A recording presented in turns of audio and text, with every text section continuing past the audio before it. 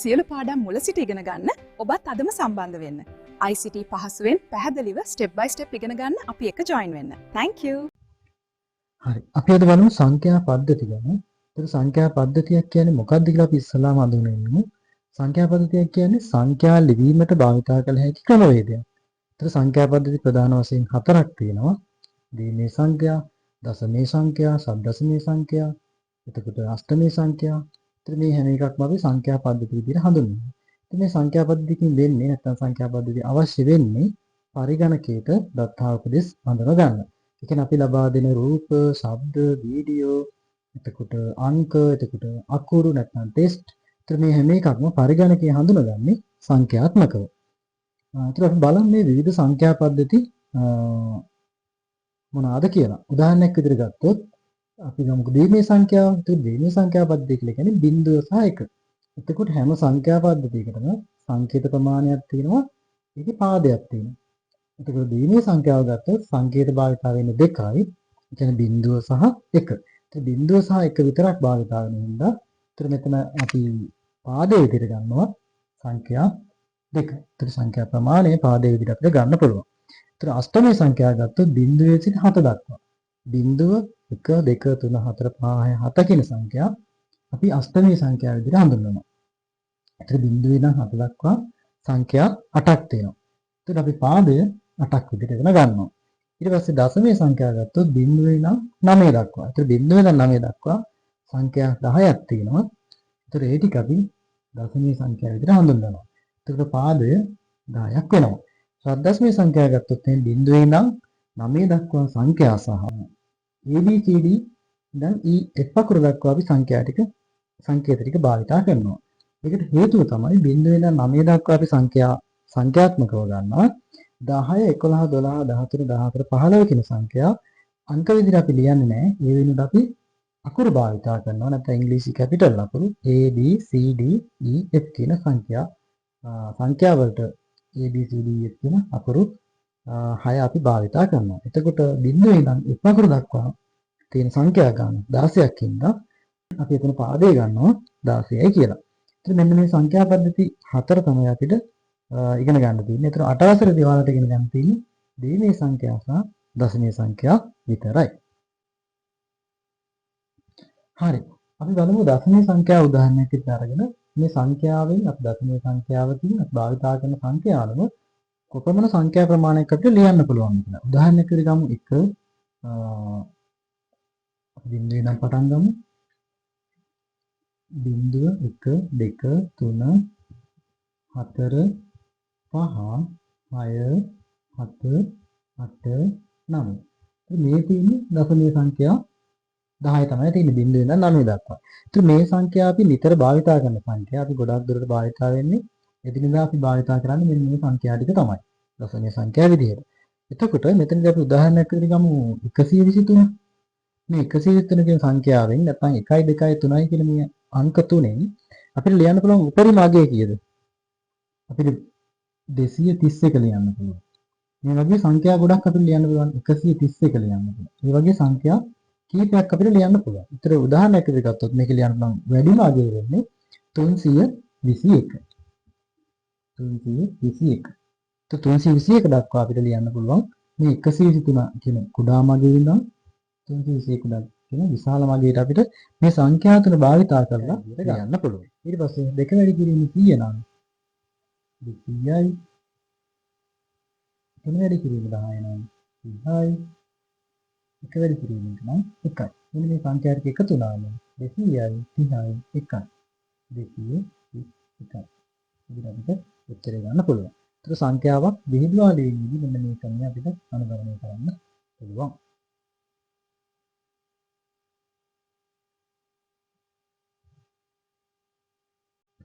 හරි. අපි බලමු දශමයේ සංඛ්‍යාවක් කොහොමද දීමේ සංඛ්‍යාවක් බවට හරවන්නේ කියලා.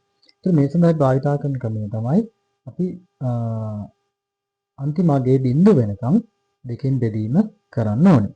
ඊට පස්සේ පහළින් ඉඳන් උඩට සංඛ්‍යා ටික ලියා දැක්වීම කරනවා. අපි බලමු කොහොමද කරන්නේ කියලා. 13 ගත්තොත් එහෙනම් අපි දෙකෙන් බෙදුවම 6යි. ඉතිරි 1යි. 6 දෙකෙන් බෙදුවම 3යි. ඉතිරි බිංදුවයි. 3 දෙකෙන් බෙදුවම 1යි ඉතිරි 1යි. 1 දෙකෙන් බෙදුවම බිංදුවයි ඉතිරි 1යි. එතකොට මේ ආකාරයට පහළ ඉඳන් උඩට මේ සංඛ්‍යා ටික ලිවීම අපි කරන්න ඕනේ.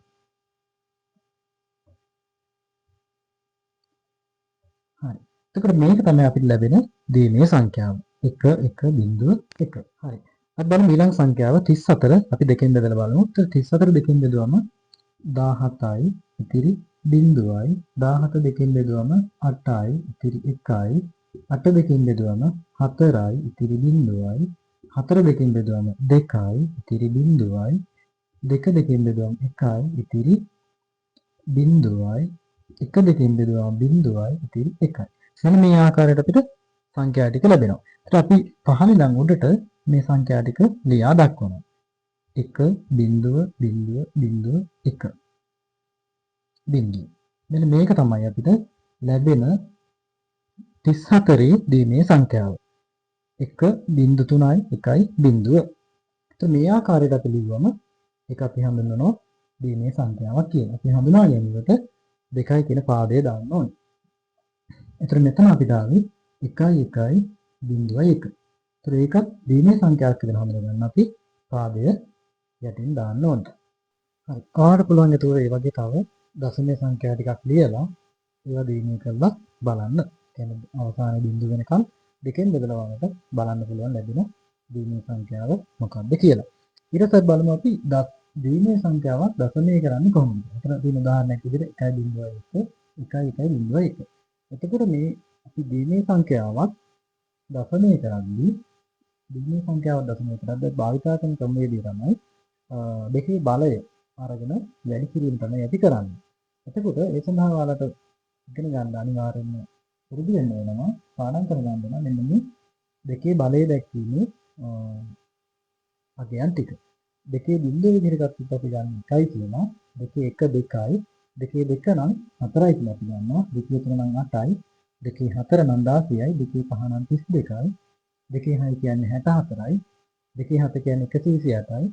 දෙකේ 8 කියන්නේ 256යි. දෙකේ 9 කියන්නේ 512යි. දෙකේ 10 කියන්නේ 1024යි. ඒතර මේක හැදෙන්නේ මෙන්න මේ ආකාරයට. අපි උදාහරණයක් විදිහට ගමු දෙකේ 2 කියන එක. ඒතර 2 වැඩි කිරීම 2 සමානයි 4යිනේ. ඒතර 2 වැඩි කිරීම 2 වැඩි කිරීම 2. ඉවරක් 2 4යි 4ක් 2 8යි. මෙන්න මේ ආකාරයට අපිට එතකොට 16 ඉන්නේ 2 වැඩි කිරීම 2 වැඩි කිරීම 2 වැඩි කිරීම 2. දෙකක් 2 4යි 4ක් 2 8යි 8ක් 2 16. මෙන්න මේ ආකාරයට දෙකේ ගුණාකාර නැත්නම් දෙකේ අගයන් වැඩි වීමෙන් ගන්නවා බලය. මේ බලය දැක්වීමෙන් අපිට මේ බලය කියන පාඩම් කරගත්තොත් මේ වැඩේ කරගන්න ගොඩක් ලේසියි.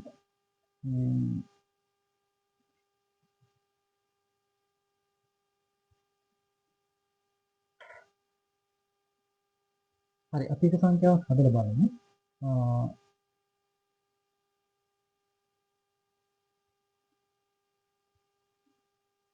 හරි. ඉතින් මෙතන අපි දානවා මේ සංඛ්‍යාවේ බලය. 2 බිංදුව 2 1 2 2. මේක වැඩි කරනවා. හරි. එතකොට 2 බිංදුව කියන්නේ 1යි 2 1 කියන්නේ 2යි 2 2 කියන්නේ 4යි. මෙන්න මේ අගය අපි වැඩි කරනවා මේ මෙතන තියෙන අපි මුල් අගය නැත්නම් මේ තියෙන අගය. ඒත් එක්වරක් 1 1යි. එක්වරක් 1 1යි. ඊට පස්සේ දෙවරක් බිංදුව බිංදුව. හතර වරක් 1 4යි. හතර වරක් 1 4යි. ඊට පස්සේ මේ ලැබෙන සංඛ්‍යා ටික අපි එකතු කරනවා. 4යි 1යි 5යි. එහෙනම් 1.1 කියන සංඛ්‍යාවේ දශමය අගය වෙන්නේ 5යි කියන උත්තරය අපිට එනවා. පැහැදිලිද?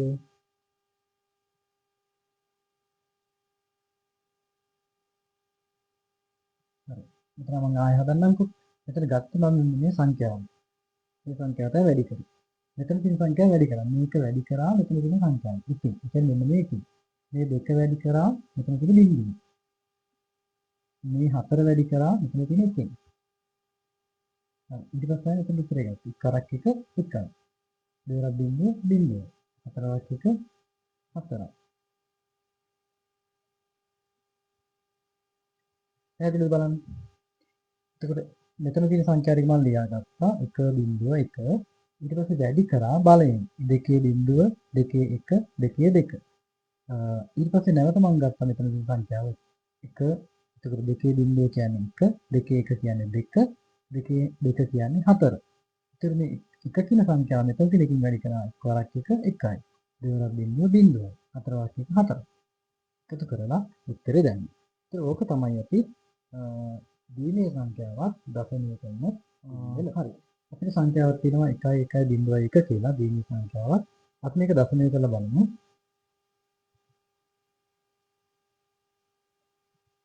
1.1 වැඩි කරන්නේ 2.2 2.1 2.2 2.3 කියන සංඛ්‍යාව වලින්. ඒතර අපි උදාහරණයක් විදිහට ගත්තොත් අපි හදලා බලමු.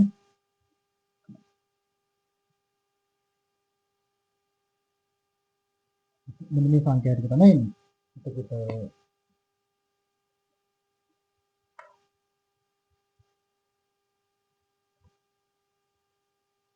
එන්නේ හරි. සමානයි දෙකේ බිඳුව කියන්නේ 1යි 2.1 කියන්නේ 2යි 2.2 කියන්නේ 4යි 2.3 කියන්නේ 7යි. මෙන්න මේ සංඛ්‍යා ටික අපිට එනවා. ඊට පස්සේ අපි ඉදිරියේ තියෙන සංඛ්‍යාවන් මේක වැඩි කිරීම කරනවා. 1 බිඳුව 1 1 ඉතින් මේක වැඩි කරලා ගත්තම එක් වරක් 1යි දෙවරක් බිඳුව බිඳුවයි කියලා ගන්න. හතරක් 1 4 හතරක් 1 7 එකතු වෙනවා 12යි 13. එහෙනම් 1.1 කියන දීමේ සංඛ්‍යාවයි දශමයේ සංඛ්‍යාව වෙන්නේ 13. අපිට මේක නිවැරදි කියලා බලන්න නැවත 13 දිනක දීමේ කරලා වෙනත් බලන්න පුළුවන්. දීමේ කරා 13 දෙකෙන් බෙදුවම 6යි ඉතිරි 1යි 6 දෙකෙන් බෙදුවම 3යි ඉතිරි 0යි 3 දෙකෙන් බෙදුවම 1යි ඉතිරි 1යි 1 දෙකෙන් බෙදුවම 0යි ඉතිරි 1යි. ඒතර 1යි 1යි 0යි 1 විදිහට උත්තර එනවා. 1යි 1යි 0යි 1. මේ හරිද නේද? මේ සංඛ්‍යාව මෙතන තියෙනවා. එහෙනම් දීමේ සංඛ්‍යාව දශමයේ කරාම 13යි. දශමයේ සංඛ්‍යාව 13 කියන දශමයේ සංඛ්‍යාව දීමේ කරාම 1 1 0යි 1 විදිහට ආවා. ඒතර ඔයාලට පුළුවන් මේ වගේ දශමයේ සංඛ්‍යා ටිකක් ලියලා දීමේ කරලා බලන්න පුළුවන්. නැවත ඒවා දශමයේ කරලා බලන්න පුළුවන්. ඒත් අපිට මේ දීමේ සංඛ්‍යා දශමයේ කිරීම සහ දශමයේ සංඛ්‍යා දීමේ කිරීම කියන පාඩම ගොඩාක් පැහැදිලිව ඔයාලට තේරුම් ගන්න පුළුවන්. සංඛ්‍යා කීපයක් මේ විදිහට හදලා බලන්න. දීමේ කරන්න නැවත දශමයේ කරන්න. දෙපැත්තටම ආරී සංඛ්‍යා හදලා බලුවාට පස්සේ ඔයාලට ලොකු අවබෝධයක් ගන්න පුළුවන්. සියලු පාඩම් මුල සිට ඉගෙන ගන්න ඔබත් අදම සම්බන්ධ වෙන්න. ICT පහසුවෙන් පැහැදිලිව ස්ටෙප් බයි ස්ටෙප් ඉගෙන ගන්න අපි එක ජොයින් වෙන්න. Thank you.